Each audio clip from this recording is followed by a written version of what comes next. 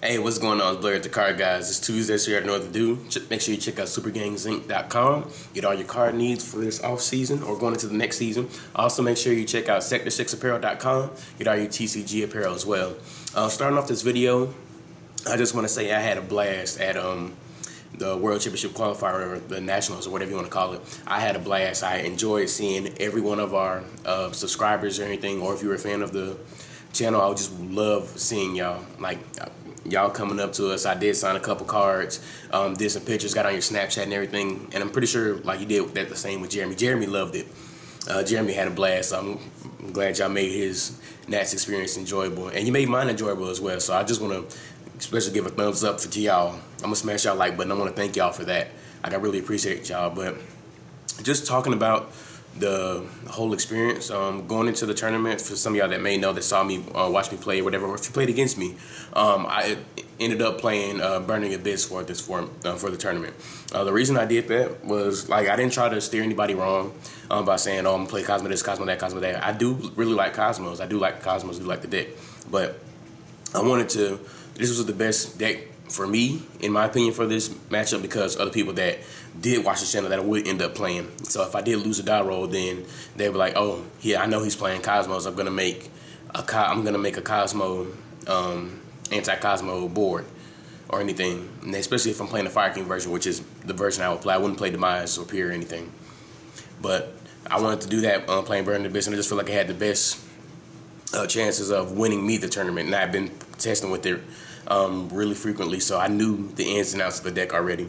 But I just had bad matchups. I played 3 Pendulums, playing Kieran, which was my worst match, the worst matchup of the deck, and then also playing against Domain Monarchs, which knocked me out of the tournament. So it was just a string of bad luck. I didn't do anything wrong. I didn't play wrong. I didn't brick.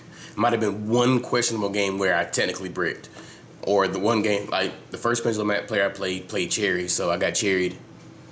I got cherried the first round, which was really, like, you can't play around Cherry, especially if he's playing Pendulums. There's no way you would know. Like, you'd think they'd play Flying Sea or anything like that, but that's neither here nor there.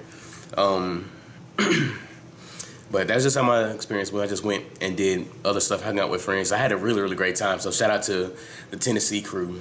You know, Fred, Dominique, Amy, Josiah was there, Michi, and Saul. We had a blast after we all scrubbed out. So I can definitely say I enjoyed my Saturday. I needed to get that much. If you saw me, I was really, really disappointed, because I did expect to do well. I wanted to do well. Like in any other tournament, like any tournament I don't top, I get disappointed, because I know the type of player that I am.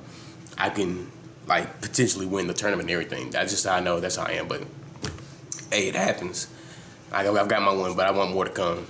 But also, what else? So after the tournament, like after Nationals, like, what's next? What's the thing that you like? What do you expect next? I know this weekend and also the weekend after that is 2 ARG tournaments. The first one this weekend being ARG Orlando, where I have to go back and defend my title. And you know, I'm gonna come back with another win with that. And also the 25K, where first place pretty much gets a chance to win $5,000. So even if you do want to travel, still want to do some more events before they start kicking off regionals to get your invite if you haven't already got it. I'm already for this season by playing at the regionals at Nats. The ARG Orlando, of course, is in Orlando, Florida. If you're close, I definitely would suggest doing it if you still want to play. I would also, if you want to, like, get a chance to win big money, the 25K, that's Philadelphia. That's gonna be at. If you don't have your invite for by top 32ing a circuit series or top 8ing a ARG States tournament or the ARG regionals or whatever, I think that they did that. You can still buy in for 20 points or $20 or less if you can get points from other people and everything. So you can still get into the tournament and still play out. You know, with the recent announcements with ARG done, these 2 events will be the last 2 events where you can do buys, like the 2-round buys, and also intentional drawing. Like, you know, some people would went out. They like say it's 8-round tournament. They go 6-0, and then the intentional draw the last 2 rounds, so they're guaranteed in. So they technically don't have to play. They're gonna get rid of that. So I think that's a really big move. That's a good move for the AIG. I wasn't a big fan of the intentional draws as well, because those that try to fight and grind in at X2 and everything, it just means like, oh, you're literally playing for nothing in the last round. So them being able to take that away and give them other people a chance to play, I think is just huge for the tournament. It's huge for the tournament. So like, I think they'll start getting more players with that, and they should, especially because with cash prizes, you can't beat cash prizes. Like that 1,500 was nice. But what do I expect to happen with the ban list? That's for another video. But I know I can see them starting now to actually do something with Monarchs. Probably Pantheism and Stormforth will probably get touched a little bit. Burning Abyss, they'll probably do something with that finally now. Dante might drop down to 1, even Beatrice. But I think Seer might go as well. Cosmos, like I've said this before, like with Burning Abyss at first, like they might get a little love tap, but like they'll still be seeing heavy play.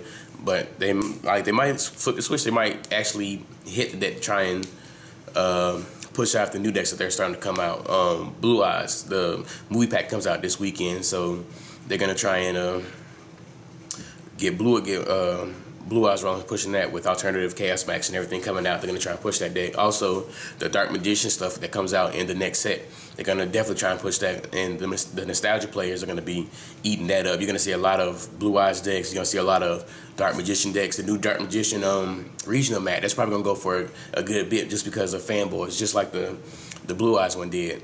And I have that sitting over here as well.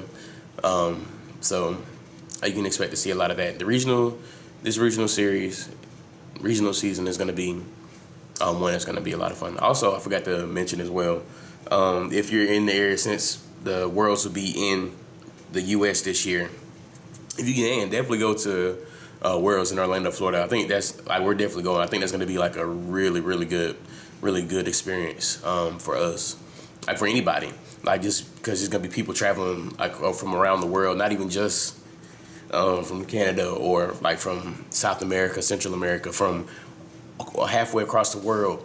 Like you're gonna see not just the players, but like spectators, people who are watching, rooting for their countries and everything, or just wanting the world's experience. I think that's gonna be a really fun experience, and I'm definitely gonna enjoy doing that.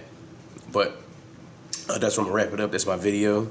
Make sure you give a thumbs up. Let me know what your plans are in the comments below. Let us know what your plans are for pretty much technically the off season, going into the new regional season to start off the next season for 2016-2017. What are your predictions on? We'll go ahead and start doing this now so we can compare notes. But what do you think is gonna get hit in the ban list? What's gonna get touched? It's still not too early. I'm pretty sure they're gonna drop it after Worlds, after they get done with dealing with Worlds. So they'll get ready to drop it soon. So get ready for that. And what date do you think they're gonna try and bring up to the limelight to give it that much needed shine time? But make sure comment that down below. We want to know. We're gonna read it, and we will probably answer unless we're like super busy. Also, if you did like the video, make sure you go back, watch it a second time. I promise you'll like it then. But Blair with the Card Guys. See you.